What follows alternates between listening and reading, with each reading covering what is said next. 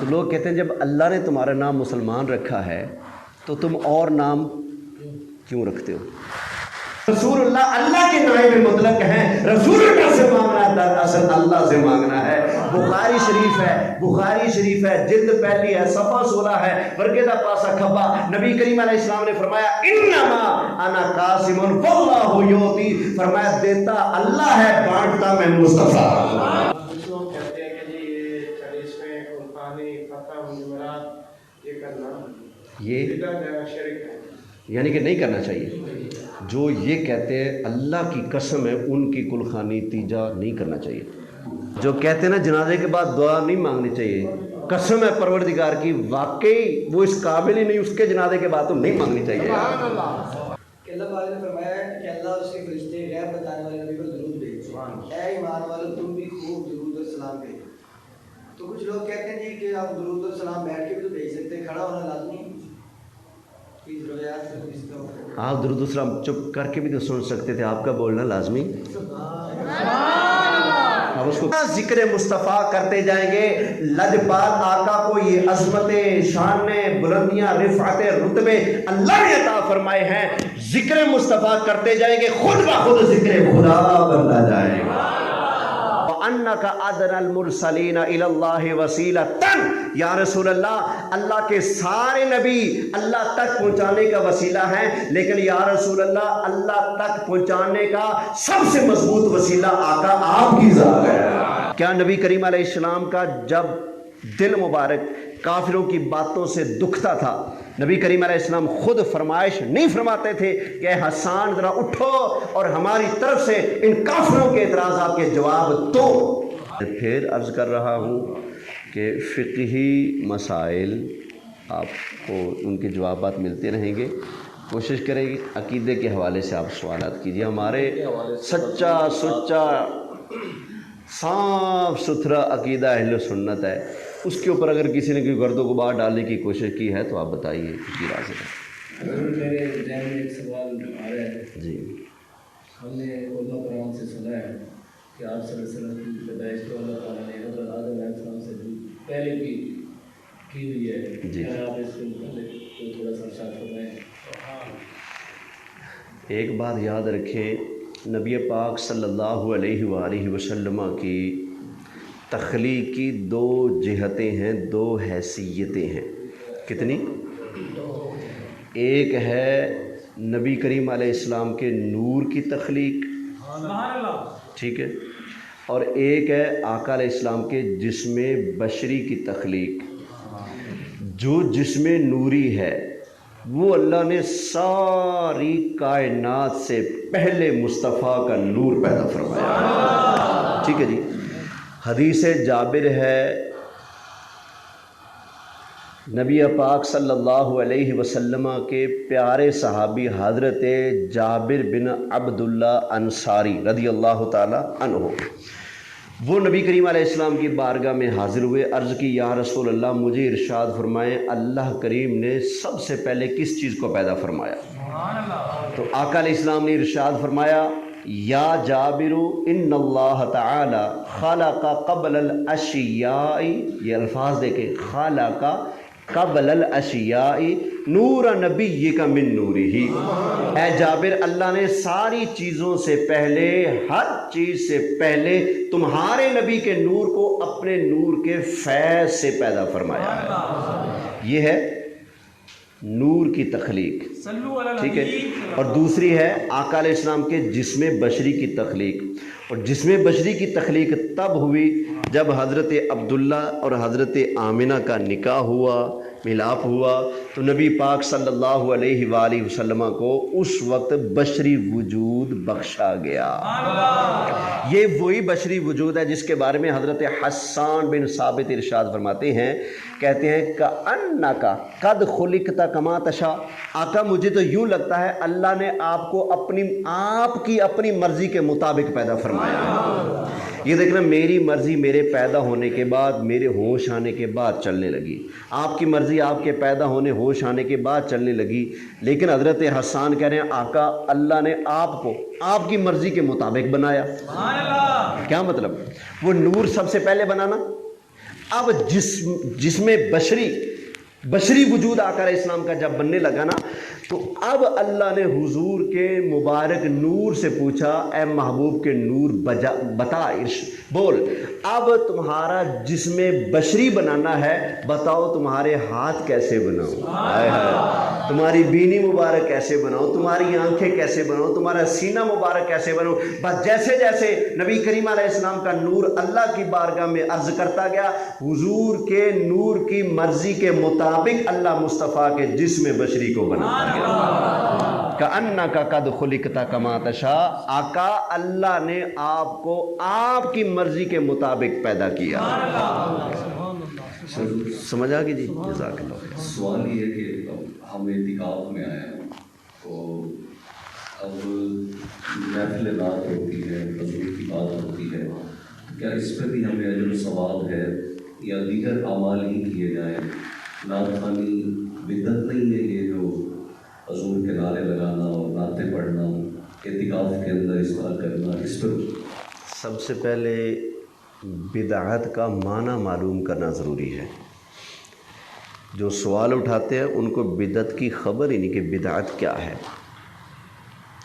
وہ سمجھتے ہیں کہ جو کام نبی پاک علیہ السلام کے زمانے میں نہیں اب ہو رہا ہے وہ بدعت ہے۔ بالکل غلط ہے، ایسا نہیں ہے۔ پکی مسجدیں اب بن رہی ہیں، تب نہیں تھی، پھر تو یہ مسجد بھی پکی بدعت ہوگی۔ اسپیکروں پر اذانیں اب ہو رہی ہیں، تب نہیں تھی، پھر یہ بھی بدعت ہوگی۔ یہ مدرسوں کے نام جامعہ قاسمیہ، جامعہ خیر المدارس، جامعہ خیر المعاد، فلاں فلاں فلاں جتنے ادارے مراکز مسجد مدرسے بن رہے ہیں، یہ آقا علیہ السلام کے دور میں نہیں تھے۔ یہ ملتان کا اجتماع، یہ کراچی کا اجتماع، یہ رائے منڈ کا اجتماع، یہ مریدکے کا اجتماع، یہ آقا علیہ السلام کے زمانے میں تو نہیں تھا نا۔ یہ چینلوں ٹی ویوں پر بیٹھ کر دینی مسائل کا جواب دینا، نبی کریم علیہ السلام نے کتنی مرتبہ ٹی وی پر بیٹھ کر درس دیا تھا، یہ ارشاد فرمایا جائے نا۔ آقا علیہ السلام نے یہ کام تو نہیں کیے، کیا یہ سب بدعت ہے؟ اور نہیں، یہ بدعتیں نہیں ہیں۔ اصل میں بدعت کی سمجھ نہیں آئی۔ وہ تعریف لوگ کرتے ہیں اپنی طرف سے، اس لیے الجھ جاتے ہیں تعریف کر کے، خود پھنس جاتے ہیں اپنی تعریف کے مطابق۔ تو ان کا اپنا ذاتی وجود بدعت، ان کے اپنے ادارے مرکز مسجدیں، ان کی تنظیمیں سب بدعت بنتے ہیں۔ بدعت کا معنی سن لیجیے توجہ کے ساتھ، میں اپنی زبانی نہیں عرض کروں گا۔ امام الانبیاء سرکار مدینہ صلی اللہ علیہ وآلہ وسلم کا ارشاد مبارک مشکات شریف ہے، جلد پہلی ہے، صفحہ نمبر 31 ہے، ورق کے دپاسا کھبا، حدیث پاک ہے۔ نبی کریم علیہ السلام نے فرمایا، ما احدث قوم بدعتا الا رفع مثلها من السنہ، فرمایا بدعت وہ ہے جس کے کرنے سے میں رسول کی سنت ختم ہو جائے۔ بدعت کیا ہے؟ جس کے کرنے سے رسول اللہ کی سنت، بولیے سنت۔ اذان کے لیے، نماز کے لیے بلانا ہے تو کچھ الفاظ رسول اللہ نے دیے ہیں جن کو اذان کہتے ہیں، اذان کی جگہ کچھ اور لے آئیں ہم تو سنت ختم ہوئی نا۔ یہ ہے بدعت، سمجھ آ گئی نا۔ مغرب کے فرض کتنے ہیں؟ 3۔ اگر ہم 4 پڑھنا شروع کر دیں تو یہ ہے بدعت۔ کیوں؟ رسول اللہ کا دیا ہوا طریقہ چینج ہو رہا ہے۔ ہر وہ نیا کام جس کے کرنے سے رسول اللہ کے طریقے کی مخالفت ہو، رسول اللہ کی سنت ختم ہو رہی ہو، وہ بدعت ہے۔ جس نئے کام کے کرنے سے نبی کریم علیہ السلام کی سنت کی مخالفت نہ ہو، سنت ختم نہ ہو، وہ نیا کام بدعت نہیں ہے۔ یہ حدیث شریف کی روشنی میں عرض کر رہا ہوں۔ تو ہمیں بتایا جائے نعت شریف پڑھنے سے کون سی سنت مٹتی ہے؟ نعت شریف پڑھنے سے کون سی سنت کی خلاف ورزی ہوتی ہے؟ ہمیں بتایا جائے۔ کیا نعت شریف پڑھنا حضرت حسان کی سنت نہیں ہے؟ کیا نبی کریم علیہ السلام کا جب دل مبارک کافروں کی باتوں سے دکھتا تھا، نبی کریم علیہ السلام خود فرمائش نہیں فرماتے تھے کہ اے حسان ذرا اٹھو اور ہماری طرف سے ان کافروں کے اعتراضات کے جواب دو؟ تو حضرت حسان کیا کرتے تھے؟ نعت کی صورت میں اپنے آقا کی عظمت کا دفاع کیا کرتے تھے۔ حضرت سواد بن قارب ہندوستان سے تعلق رکھتے تھے، حضور کے صحابی ہیں۔ کہاں سے تعلق ہے؟ سوئے ہوئے تھے، جنات وغیرہ موکل رکھے ہوئے تھے، ایک جن تھا ان کا، وہ آ گیا اٹھ کر نا، رات کو آ کر چارپائی الٹ دی، نیچے گر گئے۔ جن کہنے لگا مزے سے سوئے ہوئے، تمہیں نہیں پتہ مدینہ منورہ میں اللہ کے محبوب تشریف لائے ہیں، جہاں کیا جن کیا انسان سب جا کر ان کے ہاتھ پر بیعت کر کے مسلمان ہو رہے، تو یہاں پڑے، جا کر غلامی میں آ۔ انہوں نے کہا صبح جاؤں گا۔ اگلی رات پھر جن آ گیا، کہا تھا صبح جاؤں گا، گئے تو نہیں، اٹھو، مجی مودی مارتی، اٹھو، کہا اگلے دن ضرور جاؤں گا سونے دیکھ، ٹھیک ہے سو جا، کل لازمی جانا ہے، ٹھیک۔ اگلا دن آئے، سفر شروع کر دی، مدینہ شریف پہنچے، مسجد نبوی کا عطا پتہ پوچھا، لوگوں نے بتایا وہ مسجد ہے، آقا علیہ السلام کی مسجد ہے۔ مسجد نبوی شریف پہنچے، آقا علیہ السلام اپنے صحابہ کے درمیان جلوہ فرما تھے۔ جیسے نبی کریم علیہ السلام کے سامنے پہنچے، آقا علیہ السلام نے فرمایا یا سوادو، فرمایا اے سواد، حیران ہو گئے، ہندوستان سے چل کر عرب کی دھرتی پر مدینہ منورہ میں زندگی میں پہلی مرتبہ آیا ہوں، پہلی مرتبہ نظر مبارک مجھ پر پڑی ہے، میرا نام بھی جانتے ہیں۔ حیران ہو گئے، حیران ہو گئے۔ تو نبی کریم علیہ السلام نے ان کی حیرانگی پر مزید اضافہ فرماتے ہوئے ارشاد فرمایا قد علمنا ما جاء بک، ہم جانتے ہیں تجھے کس نے بھیجا ہے، ہاں ہم جانتے ہیں تجھے کس نے بھیجا ہے۔ شاعر بھی تھے، فوراً عرض کیا مجھے اپنی غلامی میں قبول فرمائے، قبول فرما رہی آقا علیہ السلام نے، کہنے لگے آپ کی نعت پڑھنا چاہتا ہوں، کیا کرنا چاہتا ہوں، آپ کی نعت پڑھنا چاہتا ہوں۔ نعت پڑھی حضرت سعد بن کارب نے، کئی شعر ہیں، ایک یہ ہے وَأَنَّكَ أَدْنَى الْمُرْسَلِينَ إِلَى اللَّهِ وَسِيلَةً، یا رسول اللہ، اللہ کے سارے نبی اللہ تک پہنچانے کا وسیلہ ہیں، لیکن یا رسول اللہ اللہ تک پہنچانے کا سب سے مضبوط وسیلہ آقا آپ کی ذات ہے۔ وہ صحابی نعتیں پڑھ رہے ہیں، تو یہ آقا کی ثنا خوانی در اصل عبادت ہے، ہم نعت کی صورت میں قرآن سناتے ہیں۔ آگے کچھ ہے اس سوال؟ ماشاءاللہ، اگر محفل میں بیٹھے تو اجر ہے، ثواب ہے۔ بالکل بالکل، یہ ذکر ہے نا، صرف اتنا بتا دے ہمیں، معترض جو ہے اعتراض کرنے والا، اتنا بتا دے آقا علیہ السلام کا ذکر کرنا عبادت ہے کہ نہیں؟ کسی بھی صورت میں ہو، چاہے وہ نعت کی صورت میں ہو، چاہے وہ تقریر کی صورت میں ہو، چاہے وہ تحریر کی صورت میں ہو، وہ نظم ہو، وہ نثر ہو، آقا علیہ السلام کا ذکر کس صورت میں بھی ہو عبادت ہے یا نہیں؟ اور پھر بخاری شریف کے اندر سے ایک روایت عرض کر دیتا ہوں اسی پر، یہ جو آیت درود ہے جانتے ہیں نا، ان اللہ وملائکتہ یصلون علی النبی یا ایھا الذین آمنوا صلوا علیہ وسلموا تسلیما، یہ ہے آیت درود۔ اس میں بیان ہوا کہ بے شک اللہ اور اللہ کے فرشتے آقا علیہ السلام پر غیب کی خبریں بتانے والے نبی پر درود بھیجتے ہیں۔ اے ایمان والو، تم بھی ان پر یعنی آقا علیہ السلام پر درود بھیجو اور خوب سلام بھیجو، درود بھیجو اور خوب سلام بھیجو۔ اس میں بیان ہوا کہ اللہ بھی درود بھیجتا ہے۔ اللہ کے رسول اللہ پر درود بھیجنے کا مطلب کیا ہے؟ اماموں نے، بزرگوں نے، محدثین نے اپنا اپنا ذہن بیان کیا، اپنا اپنا مطلب بیان کیا۔ بخاری شریف کے اندر صحابہ کے شاگرد جلیل القدر تابعی بزرگ ہیں حضرت ابو العالیہ رضی اللہ تعالی عنہ، ان کا ارشاد موجود ہے، وہ فرماتے ہیں آیت درود کی تفسیر میں، فرماتے ہیں اللہ کے درود بھیجنے کا مطلب یہ ہے کہ اللہ فرشتوں کا مجمع لگا کر ان کے سامنے نبی کریم علیہ السلام کی عظمت شان بیان فرماتا ہے۔ تو مجمع لگا کر آقا علیہ السلام کی عظمت بیان کرنا خود میرے آقا علیہ السلام کی بھی سنت ہے، صحابہ کی بھی سنت ہے، اور یہ وہ کام ہے جو اللہ نے بھی کیا ہے۔ اللہ فرشتوں کا مجمع لگا کر مصطفیٰ جان رحمت کی نعتیں عظمت شانیں بیان فرماتا ہے۔ تسلی ہو گئی اس سوال کے والے سے؟ جزاک اللہ۔ السلام علیکم۔ سمیل توجہ کرو۔ کچھ لوگ کہتے ہیں کہ جب درود ابراہیم مخصوص کر دیا گیا تو ہم یہ درود غوثیہ درود تاجی کیوں اضافی طور پر پڑھتے ہیں؟ پہلے نمبر پہ ہمیں دلیل چاہیے کہ صرف درود ابراہیمی ہے، اس کی کیا دلیل ہے؟ درود ابراہیمی مخصوص نہیں کیا گیا، یہ بات بالکل غلط ہے۔ نبی کریم علیہ السلام نے فرمایا ہو کہ درود صرف درود ابراہیمی ہے، یہی پڑھنا ہے۔ فرمائیں کہاں لکھا ہے؟ حضور علیہ السلام کا فرمان ہو ہمیں بتائیں۔ وگرنہ ابن ماجہ شریف کے اندر سے صفحہ 65 ہے، ورکیدہ پاسا کھبا ہے، صحابی رسول ہیں، اور صحابہ میں مجتہد صحابی ہیں، امامت کا درجہ رکھتے ہیں۔ صحابی رسول حضرت عبداللہ بن مسعود رضی اللہ تعالیٰ عنہ، کیا نام ہے؟ حضرت عبداللہ بن مسعود، ان کا فرمان سنیے۔ حضرت عبداللہ بن مسعود نے ارشاد فرمایا، اوے لوگو، اذا صلیتم علی رسول اللہ صلی اللہ علیہ وسلم فاحسنوا الصلاۃ علیہ، یہ ابن ماجہ کے الفاظ ہیں۔ فرمایا اے لوگو، جب نبی کریم علیہ السلام کی ذات پر درود و سلام پڑھنے لگو تو اپنی طرف سے اچھے اچھے الفاظ لگا لگا کر درود و سلام بھیجا کرو۔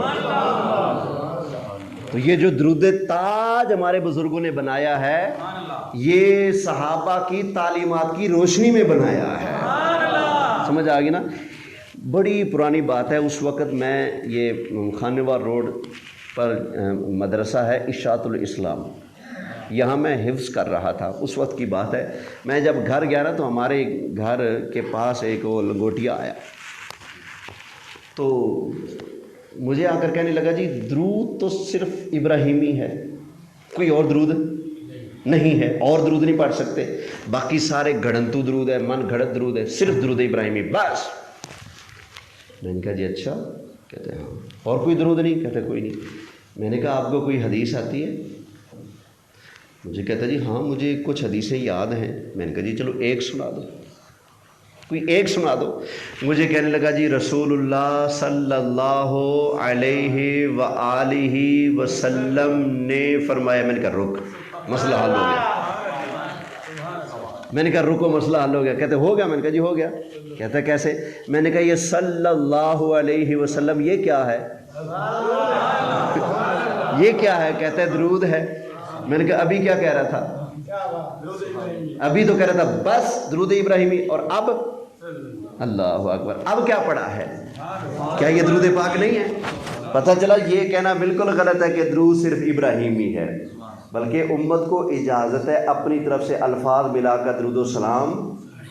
آگے سنیے، حضرت عبداللہ بن مسعود نے ارشاد فرمایا اذا صلیتم علی رسول اللہ صلی اللہ علیہ وسلم فاحسنوا الصلاۃ علیہ فانکم لا تدرون لعل ذلک یعرض علیہ، اپنی طرف سے اچھے الفاظ اور صیغے استعمال کر کے درود و سلام کا نذرانہ پیش کیا کرو۔ کیوں؟ فرمایا تمہیں نہیں پتہ تمہارا پڑھا ہوا درود نبی کریم علیہ السلام کی بارگاہ میں پیش ہوتا رہتا ہے۔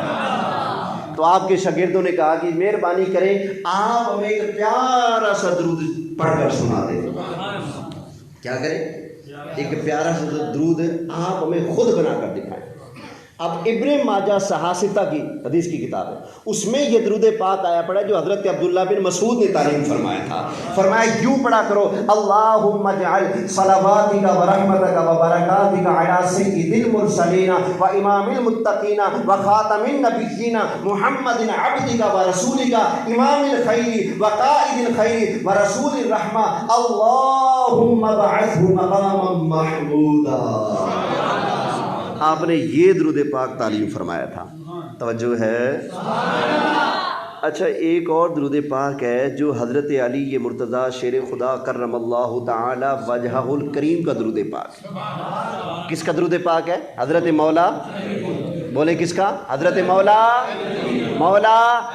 کرم اللہ تعالی وجہہ الکریم۔ دم مست کلندر علی دا چوتھا نمبر، دما دم مست کلندر صدیق دا، فاروق دا، عثمان دا، علی دا۔ یہ نمبر بھی پکانا ہے، کئیوں نے نمبر غلط پکائے ہوئے۔ پہاڑا جب بندہ الٹ یاد کر لے تو پھر امتحان میں الٹا پہاڑا لکھ کے کامیاب ہو سکتا ہے؟ کئی کہتے ہیں 2 دونی 5، 2 دونی 5 ہوتا ہے یا 4 ہوتا ہے؟ تو علی کا کون سا نمبر ہے؟ تو جو کہتے ہیں پہلا پہاڑا پٹھا یا سیدھا؟ پٹھا۔ علی پاک خود فرماتے ہیں من لم یقل انی رابع الخلفاء فعلیہ لعنت اللہ، جو مجھے چوتھا خلیفہ نہیں مانے اس پر اللہ کی، جو مجھے چوتھا خلیفہ نہ مانے اس پر اللہ کی۔ میرے پاس ایک بندہ ہے کہتا ہے جی تم علی کو نہیں مانتے۔ میں نے کہا جتنا ہم مانتے ہیں تم نے کبھی سوچا بھی نہیں۔ کہتا ہے کیسے؟ میں نے کہا میں ابھی علی پاک کا فرمان سناتا ہوں، پتہ لگے گا کون مانتا ہے۔ وہ کہتا جی ہم تو مانیں گے ان کے، آپ سنائیں ہم مانیں گے. میں نے یہی سنایا. میں نے کہا تمہاری اپنی کتاب کے اندر لکھا ہے، مولا علی پاک نے فرمایا من لم یقل انی رابع الخلفاء فعلیہ لعنت اللہ، جو مجھے چوتھا خلیفہ نہیں مانتا اس پر اللہ کے، وہ تو پہلا مانتا ہے. اب مولا علی کا فرمان مانے گا؟ اس کا تو منہ لٹک گیا. ماننا کیا تھا؟ منہ لٹک گیا. توجہ ہے. اب مولا علی کرم اللہ تعالی وجہہ الکریم کا درود پاک میں آپ کو پیش کرتا ہوں. ہمارا شہر ہے دنیا پور، یہ ایک درود السلام کا معجزہ ہی کہہ لیں. آپ کو عرض کرتا ہوں، ادھر توجہ سے سماعت فرمائیے گا. ہمارا شہر ہے دنیا پور. دنیا پور سے ایک روڈ نکلتا ہے میلسی کی طرف جاتا ہے. اس روڈ کے اوپر ایک جگہ لائبریری ہے جس کا نام ہے جھنڈیر لائبریری. شاید آپ نے نام سنا. تو انہوں نے بڑی محبت سے لائبریری بنائی ہے. اللہ نے مال دیا تو انہوں نے مال لگانے کا حق ادا کر دیا. تقریباً 4 لاکھ کے قریب اس لائبریری میں کتابیں ہیں. کتابوں کا جنگل ہے. ٹھیک ہے جی. اچھا، مجھے حضرت مولا علی کا درود پاک میں نے کہیں پڑھا تھا، حوالہ مجھے بھول گیا. میں بڑی ٹینشن میں رہتا تھا کیونکہ حوالہ دینا پڑتا ہے، کیونکہ ہمارا تو کام ہی ایسا ہے. اگر اگلا کوئی منہ کھول گیا کتنے لکھا ہے، پھر حوالہ تو دینا پڑتا ہے نا. تو پھر حوالہ دینے کے لیے پریشانی رہتی تھی. بھائی درود پاک یہ پڑھا تھا، حوالہ بھول گیا. میں لائبریری میں گیا تو درود پاک کا انسائکلوپیڈیا ایک کتاب تھی وہاں پر درود السلام کے حوالے سے. یہ افتخار احمد حافظ قادری ان کی لکھی ہوئی کتاب ہے، 17 جلدوں کی ہے. اس میں انہوں نے صرف درود و سلام جمع کیے اور مجھے بتایا گیا کہ اس میں 1.5 لاکھ درود پاک ہے. تو کہتے ہیں جی ایک ہی ہے. لکھنے والوں نے 1.5 لاکھ درود جو امت نے پڑھا، کسی نے وہ درود پڑھا، کسی نے وہ پڑھا، 1.5 لاکھ اس میں جمع کیا ہے. میں نے جب دیکھا تو میں ہکا بکا رہ گیا. میرے دل میں آیا شاید وہ درود پاک اس کتاب وچ بھی ہوئے.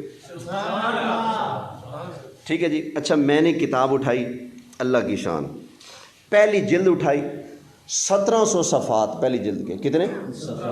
ایڈی موٹی جلد، 1700 صفحات. اللہ کی شان. میں نے جب کتاب اٹھائی، پہلا صفحہ کھولا، سامنے وہی مولا علی والا درود پاک.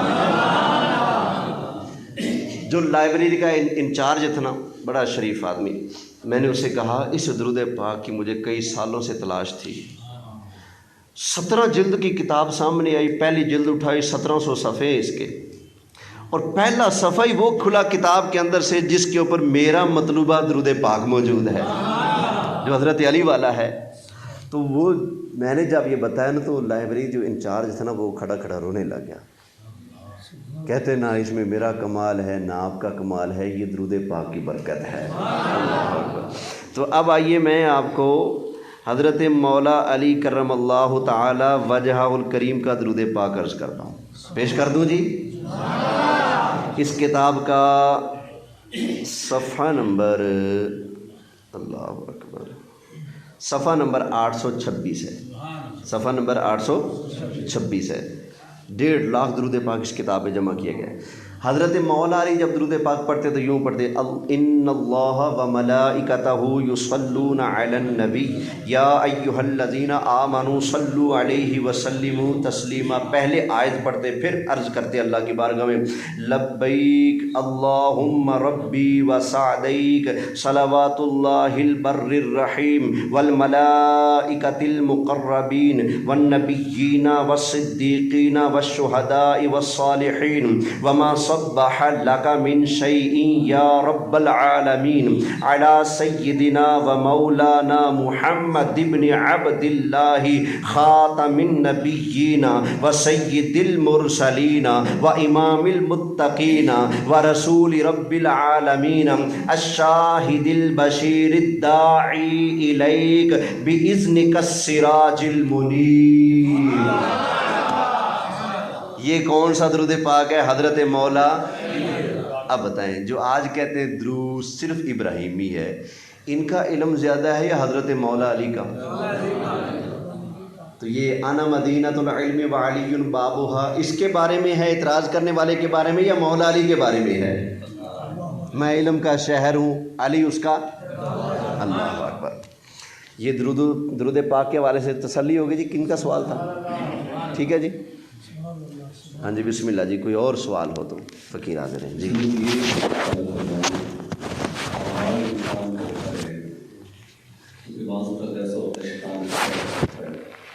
حضور کا ذکر چھڑا جائے یا بات کی جائے تو کئیوں کو نا وہ ایسا لگتا ہے کہ توحید کی نفی ہو رہی ہے، یا حضور کا ذکر یہ زیادہ کر دیتے ہیں، تو حضور کی محبت کتنی ضروری ہے؟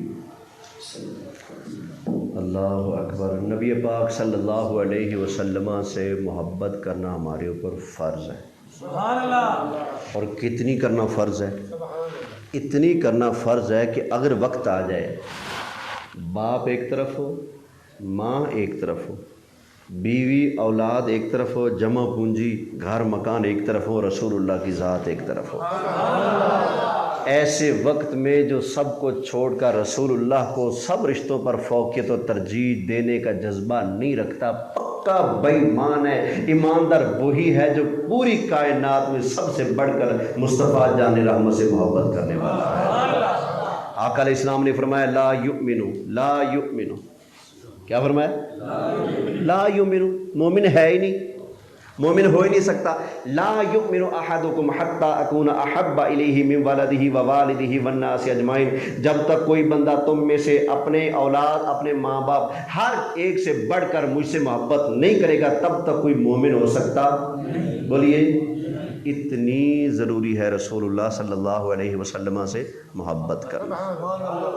اچھا ایک اور بات رہی، یہ بات یہ کہنا سمجھنا کہ رسول اللہ کا ذکر زیادہ کرتے ہو، اللہ کا ذکر تھوڑا کرتے ہو، یہ بے وقوفی ہے، یہ جہالت ہے۔ کیسے؟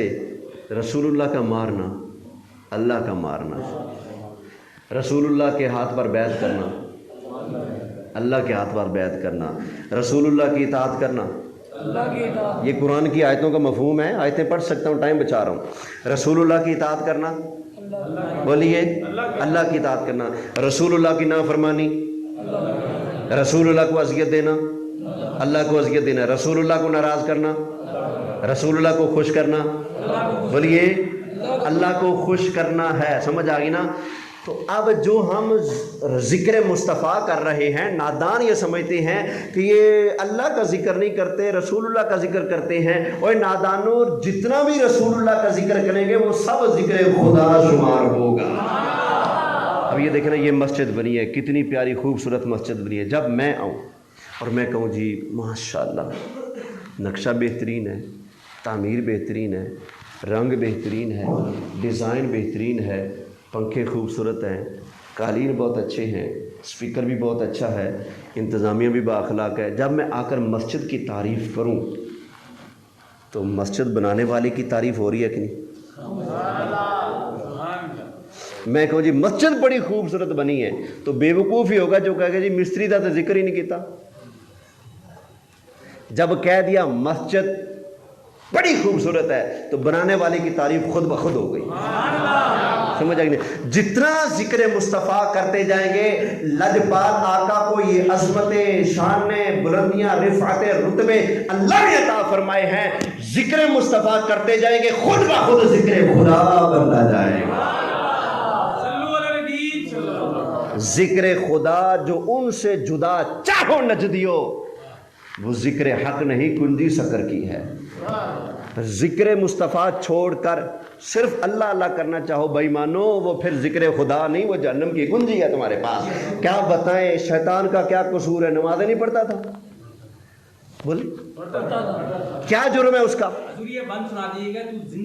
میں عرض کرتا ہوں، میں عرض کرتا ہوں انشاءاللہ تھوڑا سا یہ جو ربط ہے یہ ٹوٹ جائے گا۔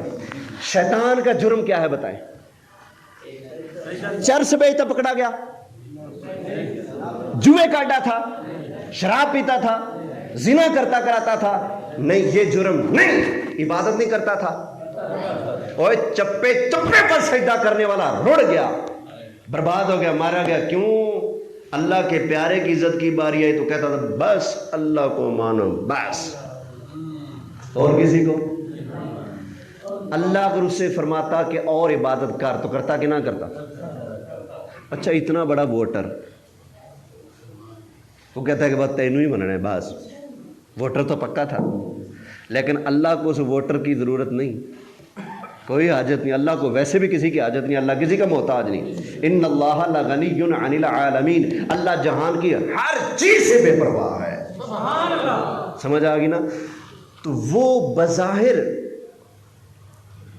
یہ تھا کہ یا اللہ میں پکا تیرا وفادار ہوں، تو بستر چکاں گا، تو چکر لوا لواں گا، تو تبلیغ کراں گا، تو درس دلوا دیواں گا، تو قرآن پڑھاں گا، تو نمازاں پڑھاں گا، تو سجدے کرا، سب کچھ کراں گا، تو کہے نا تیرے پیارے کی عزت کر، میں نہیں کراں گا، تو پھر اللہ کی بارگاہ سے کچھ ملا اس کو سوائے لعنت کے؟ کچھ ملا؟ صرف اللہ اللہ کرنے سے اگر شیطان رحمت کا حقدار ہے تو بھائی تو سچا ہے، اگر وہ صرف اللہ اللہ کر کے نبیوں کے ذکر سے چڑھ کر لعنت کا حقدار ہے تو پھر ہم کہیں گے تو بھی بچ احتیاط کر کہ لعنت گلے میں پڑ جائے۔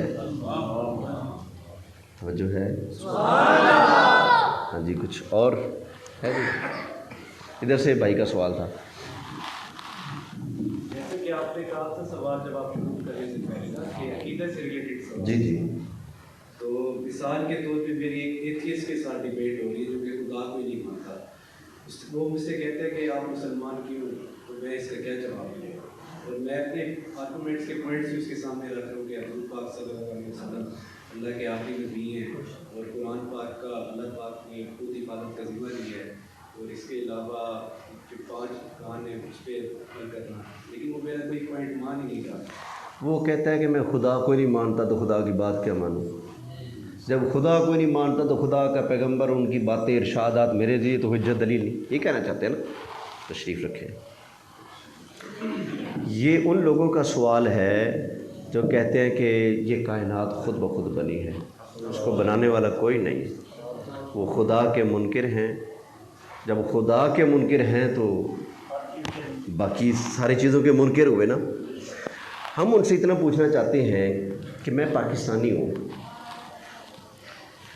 میں بارڈر کراس کر کے یا ڈنکی لگا کر کسی بھی طرح تمہارے ملک میں آ کر، تمہارا ملک ہے چلو برطانیہ ہے یا امریکہ ہے، ہالینڈ ہے، کینیڈا ہے، کوئی بھی ہے، آسٹریلیا ہے، تمہارے ملک میں آ کر میں ایسے بس بغیر پوچھے عطا پتہ ایسے بارڈر کراس کر کے آ کر تمہارے ملک میں رہنا چاہتا ہوں، تو رہنے دیا جائے گا؟ کیوں؟ کہیں گے جی ہمارے ملک میں رہنے کے لیے نیشنلٹی ضروری ہے، آپ کے پاس ویزا ہونا ضروری ہے، ٹھیک ہے، نیشنلٹی وغیرہ ہونا، اس کے بغیر آپ رہنے کا حق نہیں رکھتے۔ ہم کہتے ہیں اس کا مطلب ہے تو بھی جانتا ہے کہ کہیں کہیں نیشنلٹی ضروری ہوتی ہے۔ آسٹریلیا میں رہنے والے انسانوں کے 2 ہاتھ ہیں، کیا ہمارے 2 ہاتھ نہیں ہیں؟ ان کے ماں باپ ہیں، کیا ہمارے ماں باپ نہیں ہیں؟ وہ زمینی مخلوق ہے، کیا ہم زمینی مخلوق نہیں ہیں؟ وہ انسان ہے، کیا ہم انسان ہیں؟ سب کچھ جب ایک جیسا ہے تو پھر یہ کیا ہوا بھائی؟ اس کے لیے نیشنلٹی ضروری نہیں ہے، اس کے لیے وہ پروٹوکول ضروری نہیں ہے جو میرے لیے ضروری ہے۔ کہے گا تو ادھر سے ادھر آ رہا ہے نا، اس لیے یہاں آنے کے لیے نیشنلٹی ضروری ہے۔ تو ہم کہتے ہیں کہ جس طرح ایک ملک سے دوسرے ملک میں جانے کے لیے تیری عقل کہتی ہے کہ اجازت ضروری ہے، منظوری ضروری ہے، نیشنلٹی حاصل کرنا ضروری ہے، تو اسی طرح خدا کی جنت میں جانے کے لیے بھی تو نیشنلٹی ضروری ہے نا۔ یہ عقلی دلائل سے اس کو سمجھایا کہ وہ نیشنلٹی کیا ہے؟ وہ ہے محمد الرسول اللہ صلی اللہ علیہ وسلم، نبی کریم علیہ السلام پر ایمان رکھنا۔ خدا کے نمائندہ ہیں جناب محمد مصطفیٰ صلی اللہ علیہ وسلم، تمہاری کنٹری میں رہنے کے لیے تمہارے ملک کے سربراہوں سے اجازت لینا، دستخط کروانا، سائن کرانا، اجازت دینا، منظوری لینا ضروری ہے، اس کے بغیر کوئی چارہ نہیں ہے۔ آخرت میں کامیابی کے لیے، جنت میں جانے کے لیے، وہاں کی نیشنلٹی حاصل کرنے کے لیے مصطفیٰ کی ختم نبوت پر ایمان لانا ضروری ہے۔ چونکہ یہ خدا رسول کو تو مانتے نہیں، اس لیے عقلی باتیں ہی جو ہیں ان کے سامنے پیش کی جائیں گی، ٹھیک ہے جی۔ باقی اس کے لیے تو پورا ایک لیکچر چاہیے، ٹھیک ہے نا، پوری اس گفتگو پوری چاہیے اسی مسئلہ پر. اشہد ان لا الہ الا اللہ و اشہد ان محمد عبدہ و رسولہ، یہ نیشنلٹی بات انہیں بتا دیں کہ آپ جس نیشنلٹی. یہی تو نیشنلٹی ہے نا. جنت کی نیشنلٹی کیا ہے؟ جنت کا ذکر کریں. اشہد ان لا الہ الا اللہ و اشہد ان محمد عبدہ و رسولہ، یہ جنت کی نیشنلٹی ہے کلمہ شریف. جزاک اللہ. سوال یہ ہے جی کہ کچھ لوگ کہتے ہیں کہ آپ کوئی چیز مانتے ہیں نا، نبی پاک علیہ الصلوۃ والسلام کی ذات سے مانتے ہیں، حالانکہ اللہ فرماتا ہے کہ میں نے رزق کا ذمہ اپنے اوپر لیا ہے، زمین و آسمان میں جو چیزیں ہیں وہ میرے لیے ہیں، ہر چیز کا مالک میں ہوں. لیکن آپ یہ کہہ رہے ہیں کہ حضور مالک ہے، حضور سے مانگی جاتی ہے، حضور رحم فرماتے ہیں اور حضور ہمارا ہم پر کرم فرماتے ہیں. رزق ہر چیز کا مالک کون ہے؟ اللہ. ہر چیز دیتا کون ہے؟ اللہ. پگڑی آپ نے کہاں سے لی؟ دکاندار سے. ٹوپی کہاں سے لی؟ اچھا. شوز بھی پہنتے ہوں گے، وہ کہاں سے لیے؟ دین کا علم حاصل کیا، کتابیں ملی ہوں گی، کہاں سے لی ہوں گی؟ کوئی ایک شے دسو جڑی تسی رب تو لئی ٹریک.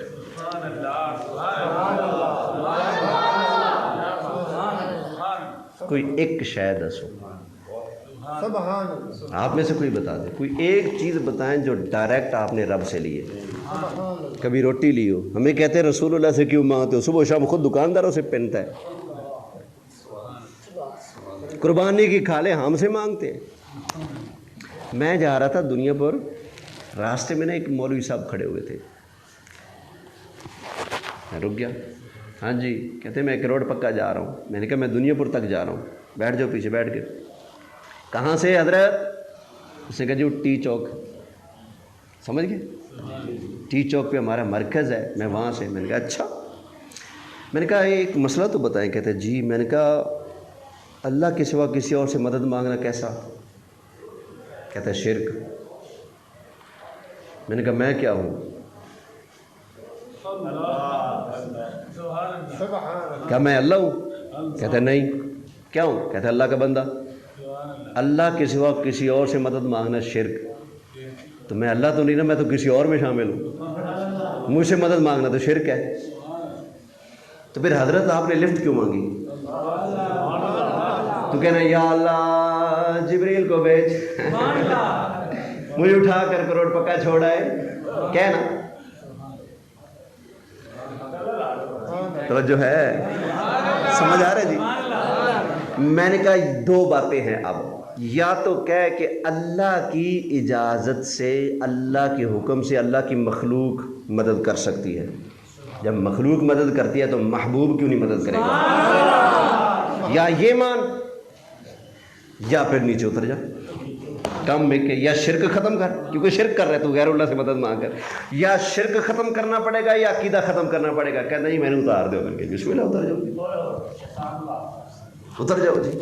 اللہ اکبر. اب یہ دیکھیں نا، اعلیٰ حضرت فرماتے ہیں تیری اٹکے، تیری اٹکے تو وکیلوں سے کرے استمداد. یعنی تیری جب اٹکل پڑ جائے، مشکل پڑ جائے، تیری اٹکے، تیرا کام اٹکے، تیری اٹکے تو وکیلوں سے کرے استمداد. جب خود پر مصیبت پڑے تو اللہ سے نہیں کہتا کہ یا اللہ جج نے کیا وکیل کرا، یا اللہ تو میری وکالت فرما، نہیں کہتا. وکیل کراتا ہے. فرمایا تیری اٹکے تو وکیلوں سے کرے استمداد. اور یا رسول اللہ سے بگڑتی ہے طبیعت تیری، یا رسول اللہ سے بگڑتی ہے طبیعت تیری. ایسی طبیعت سے اللہ محفوظ رکھے جو یا رسول اللہ پکارنے سے بگڑتی ہے. کئیوں کو بخار چڑھ جاتا ہے، ٹیمپریچر اتنے تھلے ہونا تھا، بی پی خراب ہو جاتا ہے، یا رسول اللہ کا نعرہ لگا. کچھ سمجھ آیا؟ مالک اللہ ہے، اللہ نے رسول اللہ کو مالک بنایا. یہ دیکھیں نا، شادی ہوتی ہے نا، ولیمہ پکرا ہوتا ہے، ٹھیک ہے. 1500 بندہ ولیمے پر آیا ہے. ہر بندہ اپنے اپنے ٹیبل پر بیٹھا ہے. ان کو اس وقت پراتوں میں بھر بھر کر لنگر کون دیتے ہیں؟ انتظامیہ. جو آپ کو پرات دے رہا ہے کیا اس کی شادی ہے؟ نہیں. جس گھر کی شادی ہے انہوں نے ان سے ٹھیکہ طے کیا ہے، تم نے لنگر پکانا ہے، ولیمہ پکانا ہے، پھر تقسیم بھی کرنا ہے، سب کچھ تم نے خود کرنا ہے، اتنے پیسے تمہیں دیں گے. اس کا مطلب ہے اس پکے ہوئے سالن روٹی سارے پروٹوکول کے اصل مالک وہ ہیں جنہوں نے پیسہ لگایا. اصل وہ ہیں، انہوں نے اختیار اس کو دے دیا चल तुम बांटो, तुम तकसीम करो। अब आपकी मर्जी, आप असल को कहें भाई दूल्हा बैठो स्टेज पर, पैसे तो उनके लगे ना, दूल्हा साहब आप प्लेट ले आयो सालन दी, तो कह यार अकल नूं हथ मार, तेन नहीं पता मैं दूल्हा, अज मैं नहीं, अज मेरे नुमाइंदे कम करनगे। हाय हाय, ओए कायनात खुदा की है, हवाले मुस्तफा के है।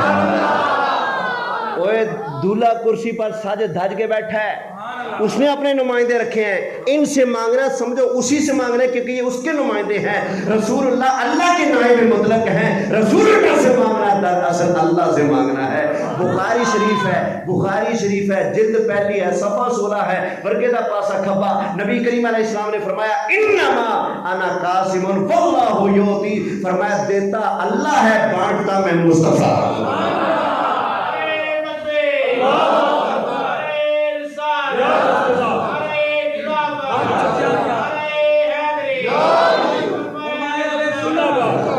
अकीदा अहले सुन्नत बोलो, अकीदा अहले सुन्नत, अवाम अहले सुन्नत। हज़रत अल्लामा मौलाना पीर तरीक़त रहबत शरीयत हज़रत अल्लामा मौलाना अबुल बिलाल मोहम्मद इलियास अत्तार कादरी रज़वी दामद बरकातुहुल आलिया मुर्शदी अत्तार, मेरे उस्ताद मोहतरम, मेरे शेख इमामुल मुनाज़रीन हज़रत अल्लामा मुनाज़िर इस्लाम मोहम्मद सईद अहमद असद रहमतुल्लाह अलैह। तवज्जो है, हाँ जी बिस्मिल्लाह। अल्लाह पाक ने फरमाया कि अल्लाह उसके फरिश्ते गैब बताने वाले नबी पर दुरूद भेजो, ऐ ईमान वालों तुम भी खूब दुरूद और सलाम भेजो। तो कुछ लोग कहते हैं जी कि आप दुरूद और सलाम बैठ के भी तो भेज सकते हैं, खड़ा होना लाज़मी है। आप दुरूद और सलाम चुप करके भी तो सुन सकते थे, आपका बोलना लाजमी। अब उसको कह दे दुरूद पढ़ा गुलाम ने पढ़ा, लजपाल पे पढ़ा, दरूद पढ़ा उम्मती ने पढ़ा, नबी पर पढ़ा, तेरा बोलना लाजमी, समझ आई? तेरा बोलना लाजमी है।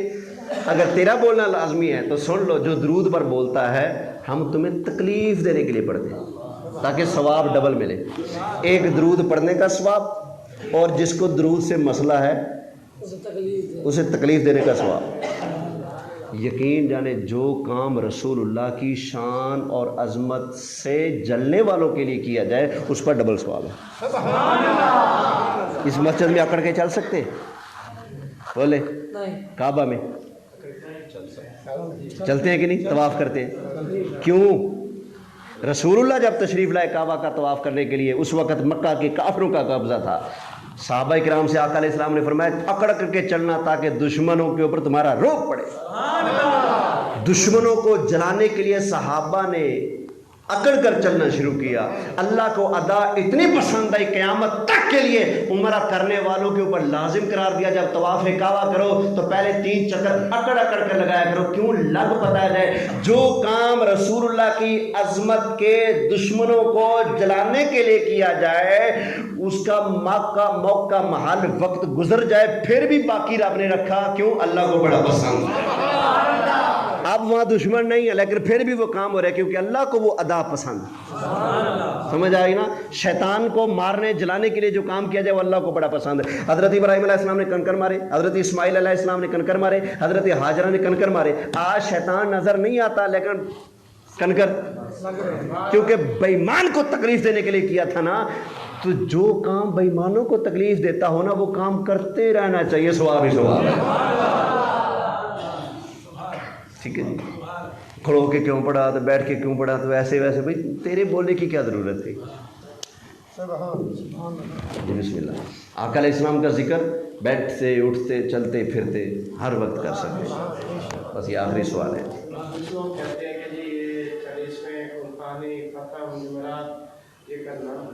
ये यानी कि नहीं करना चाहिए।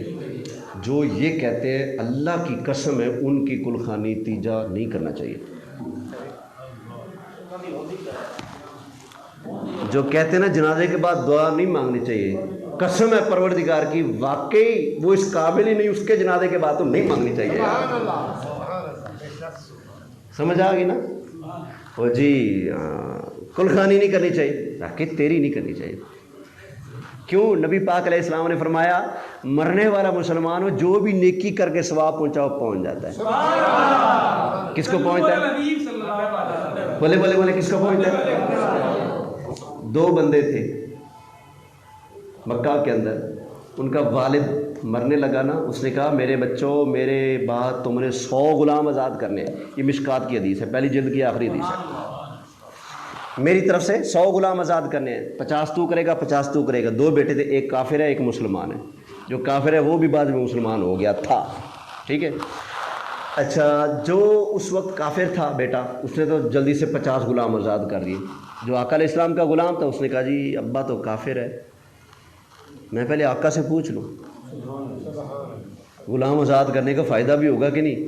آگے آقا میرا باپ کافر ہے، مر گیا ہے، 100 غلام کہہ گیا تھا، بھائی نے کر دیے 50، میرے رہ گئے، کروں؟ آقا علیہ الصلوۃ والسلام نے ارشاد فرمایا لو کان مسلم، اگر مرنے والا مسلمان ہو، کیا صدقتم عنہ او حججتم عنہ او عتقتم عنہ، صدقہ کرو، حج کرو، غلام آزاد کرو، جو بھی نیکی کرو، بالغہ ذالک، ہو مسلمان ثواب پہنچ جائے گا۔ ہو کیا؟ ہم سے کہتے ہیں نا کل خانی کیوں کرتے ہو؟ اس لیے کرتے ہیں ہمارے مسلمان تھے۔ دعا کیوں مانگتے ہو؟ ہمارے مسلمان تھے۔ تم بتاؤ، تم نہیں کر رہے، تمہارے کیا ہیں؟ کوئی سمجھنے کی کوشش کر رہے میرے اشارے۔ تم جو دعا سے محروم، تیسرے دن ثواب کا تحفہ بھیجنے سے محروم، 40ویں دن ثواب کا نذرانہ یا آگے پیچھے بھی ثواب کے تحفے تحائف بھیجنے سے رکے بیٹھے ہو، محروم ہو، خود بھی محروم، ان کو بھی محروم کر رہے ہو۔ تمہیں تو چاہیے تھا کہ تم ان کو مرحوم کرتے، تم ان کو محروم کر رہے ہو، ٹھیک ہے۔ ایسا کیوں کر رہے ہو؟ کیا تمہارا مرنے والا کوئی سکھ یا ہندو تو نہیں تھا؟ کیونکہ مسلمان ہو تو ثواب پہنچتا ہے۔ تمہارے ہر سوال کا جواب یہ ہم کیوں کرتے ہیں؟ ہمارے مرنے والے مسلمان۔ آج کے بعد جواب نہیں دینا، جواب ان سے لو، تم کیوں نہیں کرتے؟ خیر ہے، ٹھیک ہے نا، سوال ان سے کیا کرو بھئی، خیر ہے، مسلمان کو تو ثواب پہنچتا ہے، تم ثواب نہیں پہنچا رہے، خیر ہے، کوئی رولا ہے؟ خیر ہے، کیوں نہیں پہنچا رہے ثواب؟ سر اٹھا کے جیو، عقیدہ تمہارا ہی سچا ہے، خدا کی قسم اٹھا کر کہتا ہوں، عقیدہ انہی کا سچا ہے جو یا رسول اللہ کہتے ہیں۔ یہ حضور کو حاضر و ناظر کے بارے میں، عقیدے کے بارے میں تھوڑا سا بتا دیں۔ اور یہ کچھ لوگ کہتے ہیں کہ حضور اپنے جسم اقدس کے ساتھ ہر محفل میں موجود ہوتے ہیں، تو اس کے بارے میں ہمارا یہ نظریہ ہرگز نہیں کہ آقا علیہ السلام اپنے جسم اقدس کے ساتھ ہر جگہ حاضر ناظر ہیں، نہیں، ٹھیک ہے۔ ہمارا یہ نظریہ ہے، نظریہ سمجھ لیں، عقیدہ سمجھ لیں۔ عقیدہ یہ ہے کہ آقا علیہ الصلوۃ والسلام کا جسم بشری، جسم اطہر، جسم معطر و معمر مدینہ شریف میں زیر گنبد خضرا جو جنت کا باغ ہے اس میں زندہ جلوہ فرما ہے۔ حاضر و ناظر کا مطلب یہ ہے کہ جیسے آسمان کا سورج ہے نا، جسم کہاں ہے اس کا؟ آسمانوں پر۔ دھوپ کہاں ہے؟ یہاں ملتان میں دھوپ ہے اس کی، سعودیہ میں بھی دھوپ، جسم وہاں، دھوپ ہر جگہ، جسم وہاں، گرمی، جسم وہاں، فیض اس کا، اس کے فیض سے فصلیں پکتی ہیں، ہے نا، اس کے فیض سے روشنی ہوتی ہے۔ ایک سورج ہے، ایک جگہ ہے، جسم وہاں، نگاہ یہاں، جسم وہاں، دھوپ یہاں، جسم وہاں، روشنی یہاں، جسم وہاں، نگاہ یہاں۔ اسی طرح نبوت کے آفتاب جو جناب محمد مصطفیٰ صلی اللہ علیہ وسلم، آقا علیہ السلام کا جسم وہاں، نبوت جسم وہاں، نگاہ یہاں، جسم وہاں، رحمت یہاں، جسم وہاں، میرے آقا علیہ السلام کی توجہ یہاں، میرے آقا کا جسم اوتھے، سرکار کی نبوت ایتھے۔ یہ ہے حاضر ناظر، یعنی وہاں بیٹھے بیٹھے میرے آقا علیہ السلام ساری کائنات کو ملاحظہ فرماتے ہیں۔ یہ ہے اس کا مطلب، حاضر ناظر کا مطلب۔ وہاں زندہ جلوہ فرمائے، وہی بیٹھے آقا علیہ السلام ساری امت کو ملاحظہ فرماتے ہیں۔ ساری امت آقا کی نظروں کے سامنے، میرے اعمال، آپ کے اعمال، سب کے اعمال حضور کے سامنے۔ یہ حاضر ناظر والا پورا جملہ یاد کر لیں۔ اصل میں ہمارے پورے جملہ اخبار الاخیار کے اندر حضرت شاہ عبد الحق محدث دہلوی رحمۃ اللہ علیہ نے بیان فرمائے۔ وہ فرماتے ہیں وبر اعمال امت حاضر ناظر، آقا علیہ السلام امت کے اعمال پر حاضر ناظر ہیں۔ کس چیز پر؟ اعمال پر۔ اجازت ہے جی، کافی ٹائم ہو چکا، اب آگے بھی جانا ہے۔ وہ فرما رہے ہیں کہ آخری سوال ہے۔ چل یہ رہنمائی فرما دیجیے گا، کئی لوگ شیخ پیر اولیاء اللہ کو نہیں مانتے، کیا اس کا کوئی ذکر ضروری ہے اولیاء اللہ شیخ بنانا؟ وَمَن يُضْلِلْ فَلَن تَجِدَ لَهُ وَلِيًّا مُرْشِدًا۔ جو گمراہ ہو جاتا ہے نہ اس کا کوئی ولی نہ اس کا کوئی مرشد، یہ قرآن حکیم ہے۔ جو گمراہ ہو جاتا ہے اس کا کوئی ولی مرشد نہیں ہوتا۔ نبی کریم علیہ السلام کی وفات کے بعد صحابہ کرام نے کس کی بیعت کی تھی؟ کس کی؟ حضرت ابوبکر صدیق کی۔ اس کے بعد کن کی بیعت کی؟ اس کے بعد کن کی بیعت کی؟ اس کے بعد کن کی بیعت کی؟ اس کے بعد کن کی بیعت کی؟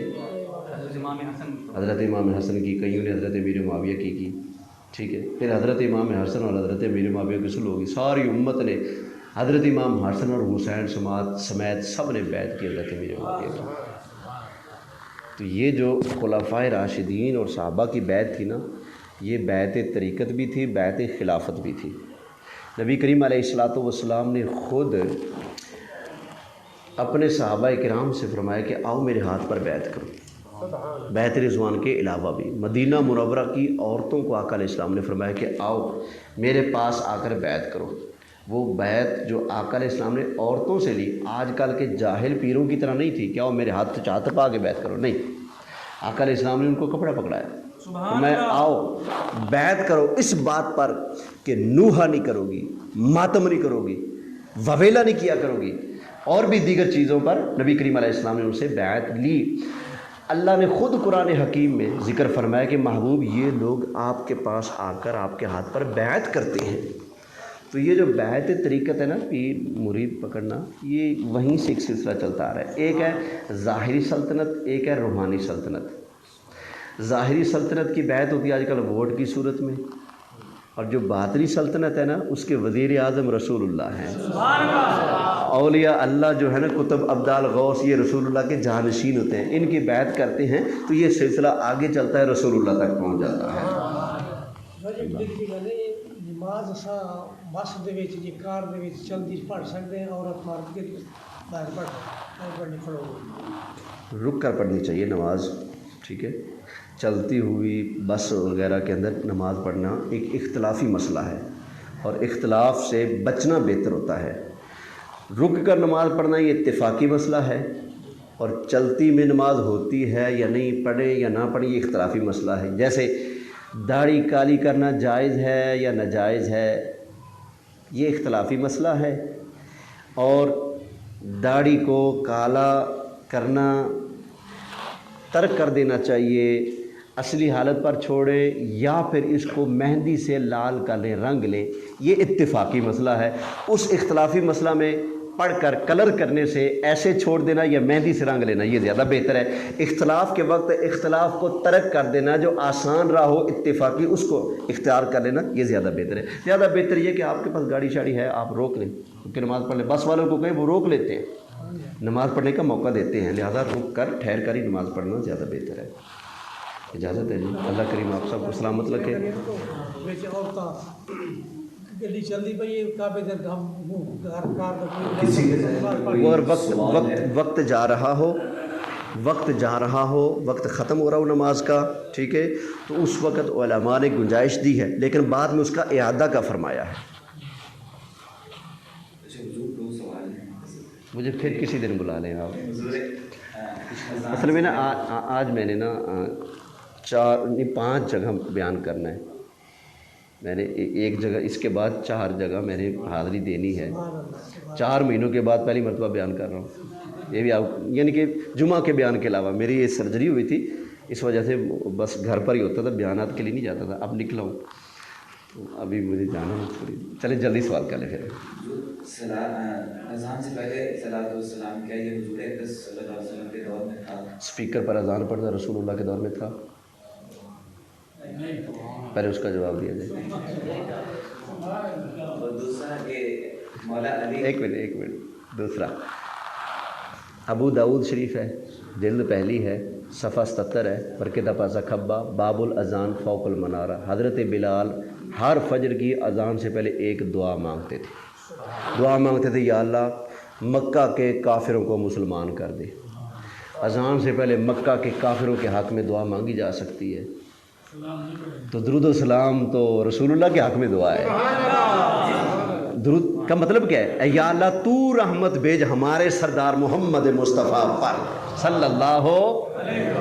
काफिर के हक़ में दुआ मांगी जा रही है, हज़रत बिलाल ने मांगी अज़ान से पहले, तो जब काफिर के हक़ में मांगी जा सकती है तो रसूलुल्लाह के हक़ में दुरूद भी एक दुआ है। दूसरा वो दुआ हुई कबूल, फ़तह हो गया मक्का, काफिर हो गए मुसलमान, पक्की बात है ना? ऐसा हुआ कि नहीं? दुआ कबूल होगी। अच्छा, मुझे दुआ मांगने का इल्म है कि दुआ कैसे मांगनी है, आपको इल्म है कि दरूद के बगैर दुआ? हज़रत बिलाल को इल्म था कि नहीं? वो बगैर दरूद के दुआ मांगते होंगे जी? अल्लाह अकबर। बाकी फतावा दारुल उलूम उसमें लिखा हुआ है कि मक्का मदीना में भी अज़ान से पहले दरूद व सलाम पढ़ा जाता था। ये तो कब्ज़ा ग्रुप आया तो बंद हुआ ना, पहले वहाँ भी पढ़ा जाता। मुअज़्ज़िन अज़ान देते तो दुरूद व सलाम से मक्का मदीना गूंज उठता था, सलातो सलाम की आवाज़ों से। अल्लाह अकबर। जो मौला अली की अफ़ज़लियत पे हज़रत अबू बकर सिद्दीक़ को कम रुतबा दिया जाता है कुछ लोगों के, कि वो आल में से हैं, तो ये सबब नहीं है? हाँ, मैं समझ गया। इनका पॉइंट ये है कि कई लोग कहते हैं कि हज़रत अली आल हैं, ठीक है, हज़रत अबू बकर सिद्दीक़ आल नहीं हैं, तो लिहाजा आल का रुतबा दूसरों से अफजल है। अब बताएं कि हज़रत अली रसूलुल्लाह के बेटे हैं, आल कैसे हुए?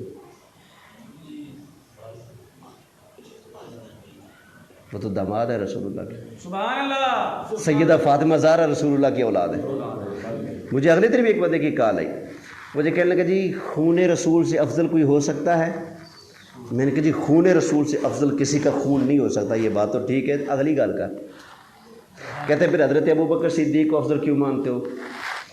मैंने कहा और अगली बात कर, कहते जी अली पाक अफजल है। मैंने कहा अली पाक खून रसूल है, और खून रसूल है तो रसूलुल्लाह की बेटी से शादी कैसे होगी? वो दामाद रसूल है। मैंने कहा तू मान गया ना खून रसूल अफजल है? मैंने कहा एक बात बता, मौला अली अफजल है या सैयदा ज़हरा पाक अफजल है? मुझे कहने लगा जी मौला अली अफजल है। मैंने कहा खून रसूल तो सैयदा ज़हरा पाक है। तू खुद अपने कानून को तोड़कर मौला अली कौन से अफजल मान रहा है? अब बता। मैंने कहा बताओ, क्या अबू लाब क्या ये रसूलुल्लाह के ख़ानदान का खून नहीं है? तो अब वो और निरा खून रसूल होना काफ़ी नहीं, देखा जाएगा रसूलुल्लाह सल्लल्लाहु अलैहि वसल्लम की मायत और कुर्ब, ठीक है, ये किसको कितना हासिल हुआ है। जितना कुर्ब रसूलुल्लाह ने हज़रत अबू बकर सिद्दीक़ को अता फरमाया, किसी और को दिया तो बताओ?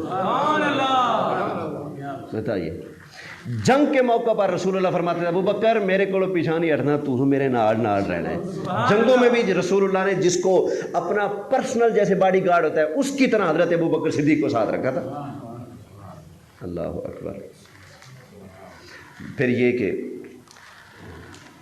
हज़रत अली बात, ये तो बात कर चुका हूँ, आगे चलेंगे। कुछ है बात और? ठीक है जी। ख़ुद मौला अली का फरमान सुन लें, बात ख़त्म। हज़रत मौला अली के फरमान हम सुन्नी मानते हैं। कई लोग सिर्फ़ अली अली का विरद वजीफ़ा करना जानते हैं, लेकिन मौला अली का फरमान सुनाए उनको आग लगती है, नहीं मानते मौला अली की बात। मसलन हज़रत मौला अली इरशाद फरमाते हैं अगर मेरे हत्थे ऐसा बंदा चढ़ा, कोई बंदा ऐसा अगर मेरे हत्थे चढ़ गया जो मुझे हज़रत अबू बकर और उमर से अफजल बताएगा, मैं उसको 80 कोड़े मारूंगा। کتنے کوڑے ماروں گا؟ اب یہ مولا علی کا ارشاد اس کو ہضم ہوئے گا؟ صرف نعرے لگاتے ہیں، مولا علی کے فرمان نہیں مانتے۔ میں نے ابھی مولا علی کا فرمان کچھ دیر پہلے پیش کیا، فرماتے ہیں جو مجھے چوتھا خلیفہ نہیں مانتا اس پر اللہ کی لعنت سے بچنا ہے تو پھر چوتھا مانو۔ اچھا حضور ابھی یہ وسوسہ آ سکتا ہے گفتگو کے دوران مجھے یاد آ جی آپ نے فرمایا سنی حق پر ہے اہل سنت، قرآن نے تو ہمیں مسلمان کہا ہے، تو آپ سنی کہہ رہے ہیں۔ قرآن کی آیت پڑھیں، وہ آیت پڑھیں،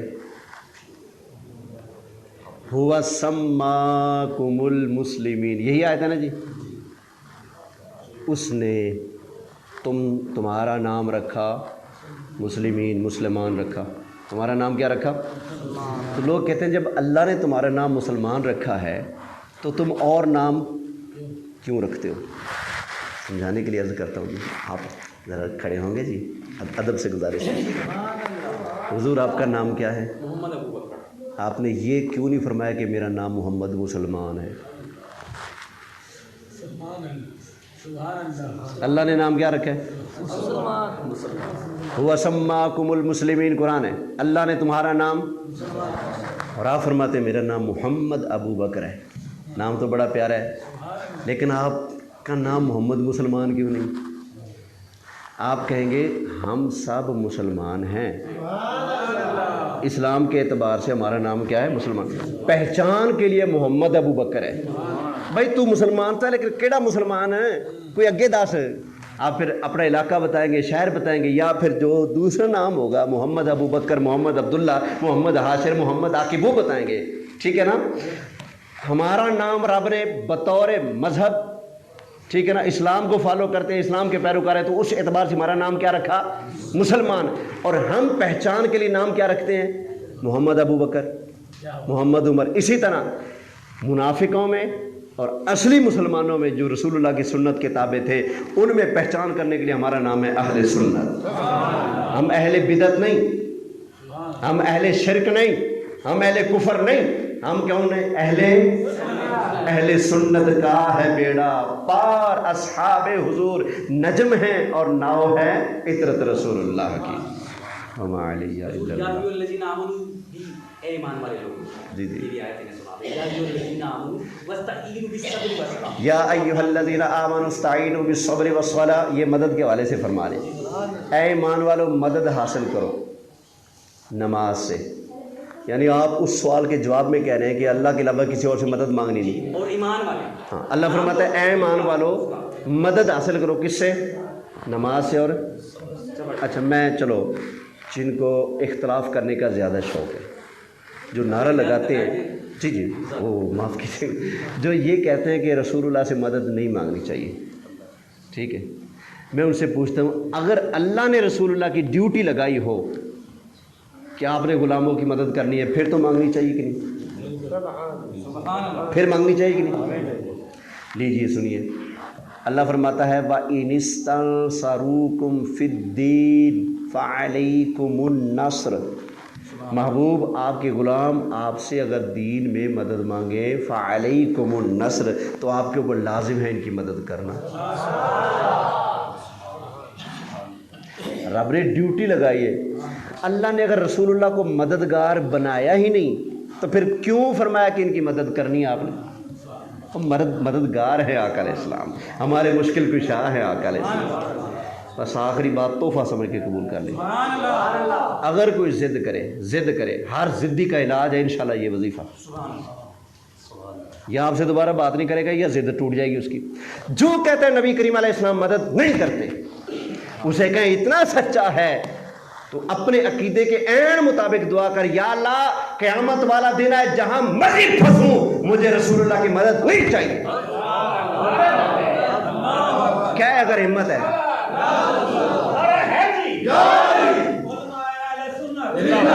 اگر دم ہے تو کہو، مانگو دعا، یا اللہ قیامت والے دن ان کی شفاعت نہیں چاہیے، ان کی رحمت نہیں چاہیے، ان کی مدد نہیں چاہیے۔ ہمت ہے تو کیا؟ میں نے ایک مرتبہ اسکول کے اندر 2 اسٹوڈنٹوں کو جگڑتے دیکھا، اوپر سے میں پہنچا، میں نے پوچھا خیر، انہوں نے مدد کا مسئلہ بتایا، ایک کہنے لگا جی رسول اللہ مدد نہیں کر سکتے، میں نے کہا پکا؟ کہتا ہے پکا پکا پکا پکا، پھرے گا تو نہیں؟ کہتا ہے جی پکا۔ میں نے کہا یا اللہ میرا ایمان ہے تو نے مصطفیٰ جان رحمت کو ہمارا مددگار بنایا، سبحان اللہ۔ میں نے کہا یا اللہ جب قیامت والا دن آئے اگر ہم بد اعمالیوں کی وجہ سے پھنس جائیں، اپنے حبیب کو ہمارا مددگار بنا کر بھیج دینا، ان کی شفاعت نصیب فرمانا، ان کی رحمت اور کرم نصیب فرمانا، تاکہ ہم کہہ سکیں جس طرف اٹھ گئے دم میں دم آ گیا اس نگاہ عنایت پہ۔ میں نے کہا اب تو بھی کہہ کہ یا اللہ مجھے قیامت والے دن ان کی شفاعت، ان کی رحمت، ان کی مدد نہیں چاہیے۔ کہا نہیں میں تو نہیں کہتا۔ میں نے کہا کیوں؟ کہتے نہیں مجھے ان کی شفاعت چاہیے۔ میں نے پھر پہلے ماننا پڑے گا پھر مانگنا پڑے گا۔ زندہ ہے واللہ، تو زندہ ہے واللہ، میرے چشم خار چھپ جانے والے جاتے ہوئے اس پہ اختتام کر، تو زندہ ہے واللہ، تو زندہ ہے واللہ، تو زندہ ہے واللہ، تو زندہ ہے واللہ، تو زندہ ہے واللہ، میرے چشم عالم سے چھپ جانے والے۔ اللہ کریم مرشد اتار کے صدقے، ہمارے بزرگ اکابر علماء کے صدقے ہم سب کے عقیدہ ایمان کی حفاظت فرمائے، سنی علماء سے جڑے رہیں، دعوت اسلامی سے جڑے